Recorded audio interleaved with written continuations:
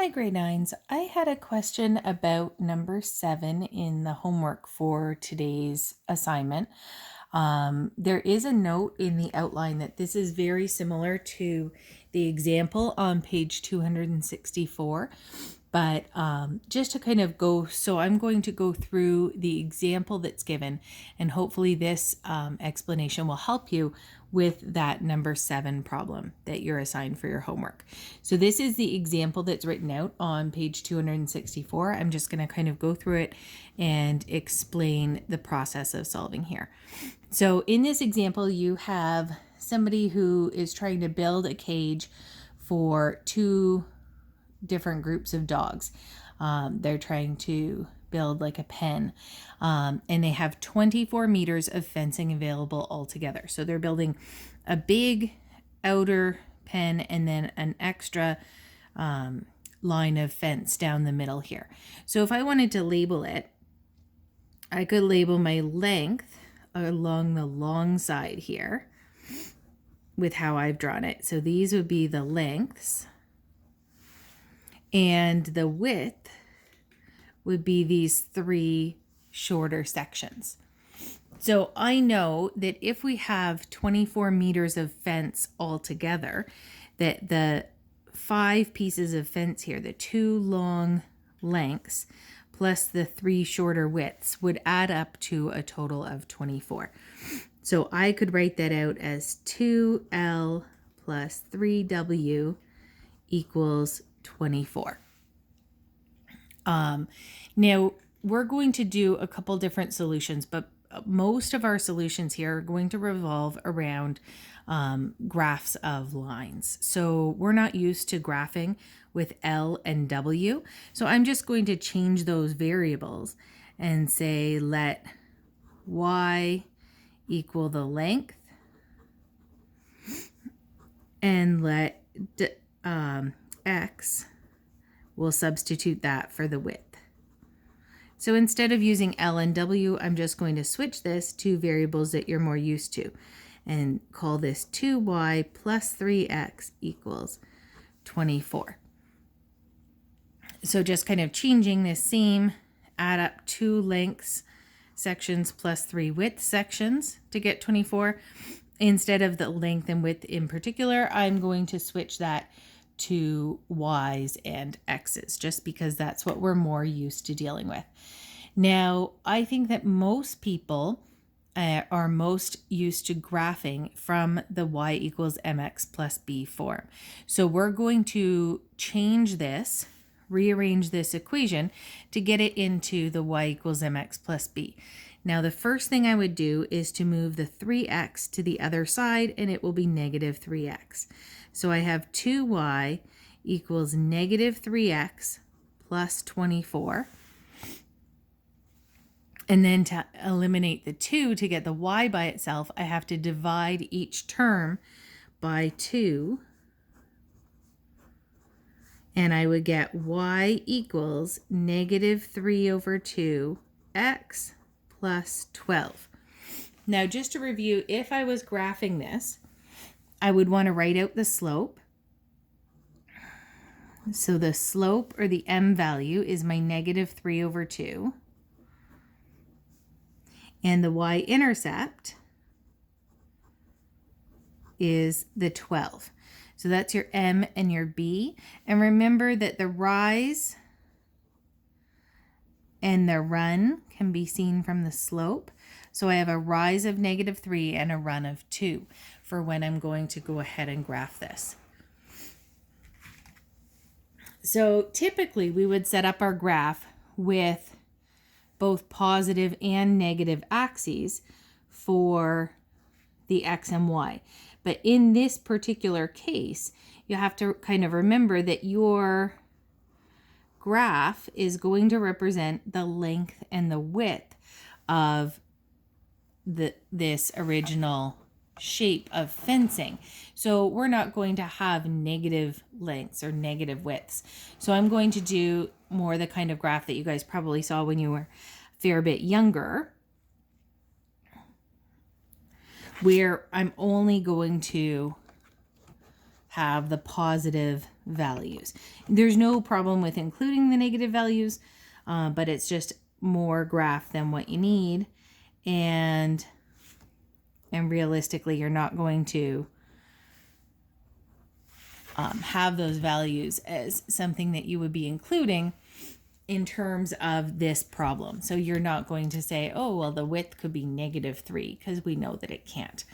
So I'm going to go from the slope and the y-intercept. Notice when I'm graphing, I've labeled my x and y axis. I have arrows on the ends of them. So when we're graphing, we always start with the 12.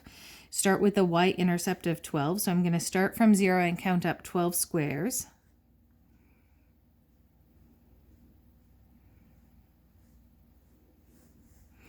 And I'll put a point there. If you change the scale, remember that if you were counting maybe by 2s, then you would have to label that. I'm counting by 1s, so I'm just going to leave it and know that each square is 1 unit. And then my slope is -3/2. So that means I have a rise of -3. So I'm going down 3 and a run of 2. So I'm going over 2. So from the y-intercept, always starting at the y-intercept where your first point was, count the slope. So I'm going 1, 2, 3 down and 1, 2 over, and putting another point. And then again, 1, 2, 3 down and 1, 2 over, and putting another point. And then 1, 2, 3 down and 1, 2 over, putting another point. And again, 1, 2, 3 down and 1, 2 over, and putting another point. You normally would only have to do that once or twice to get a good graph. But in this case, we're looking for actually a number of points on the line. So I find it easier to do that. One thing you'll notice it's different from when I graphed before, I'm not continuing this off and putting arrows on the end, because again, like I said before, this graph is of a real life situation with length and width, and I know that it can't keep going into the negatives. Okay, so I'm not drawing that continuing off, and I'm not putting the arrows on the end.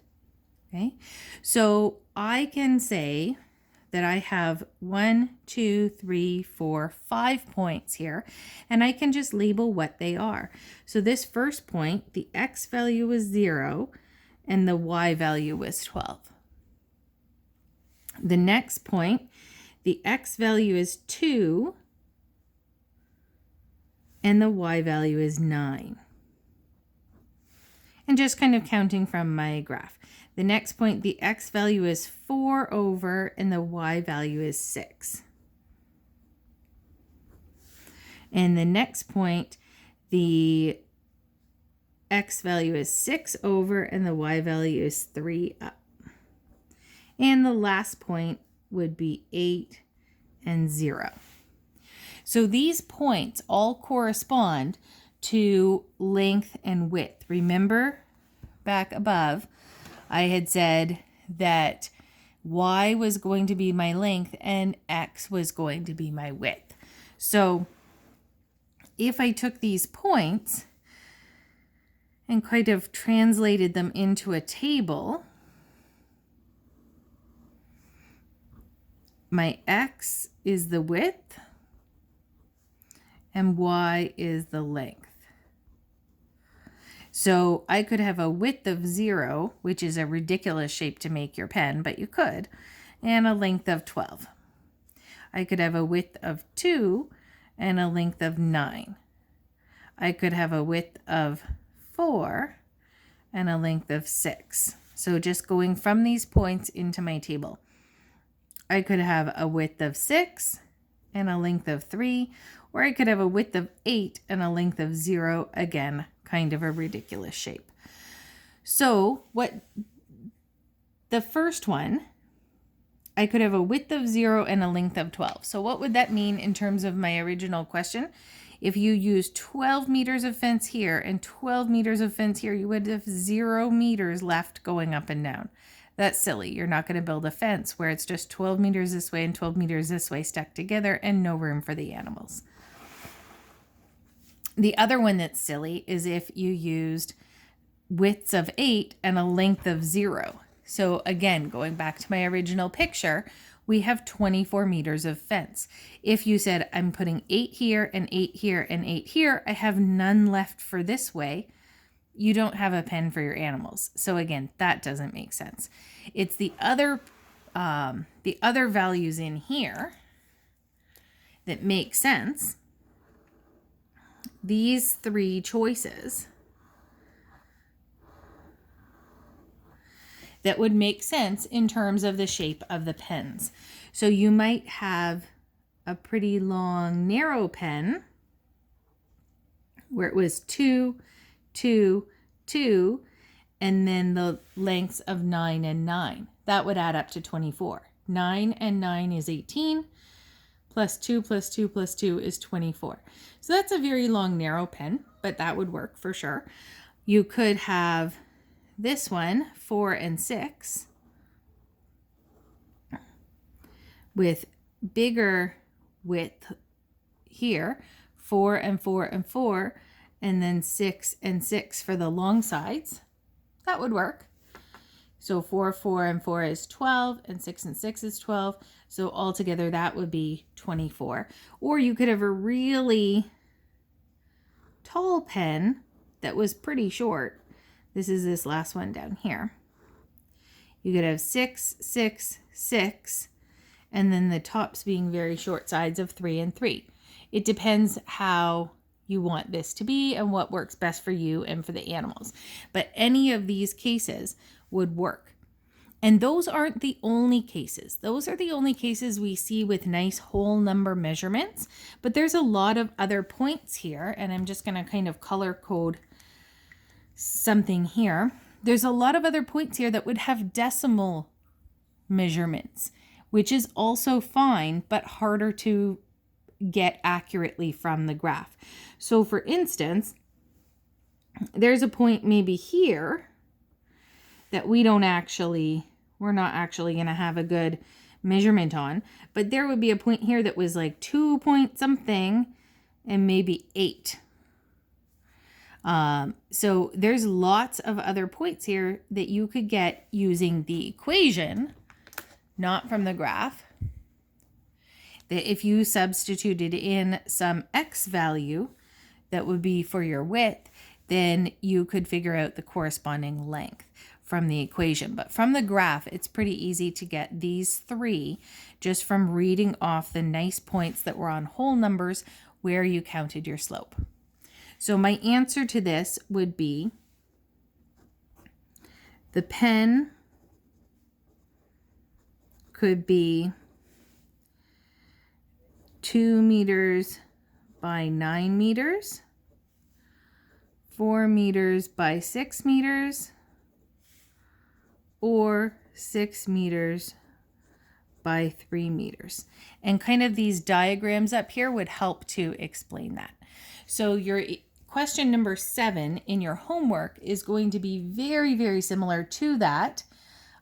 You just have a little bit different of a diagram. So your equation is going to be a bit different because instead of just 2 pens, you're actually going to have a third. So you'll have an extra width that you're adding up, but you do it the very same way as this.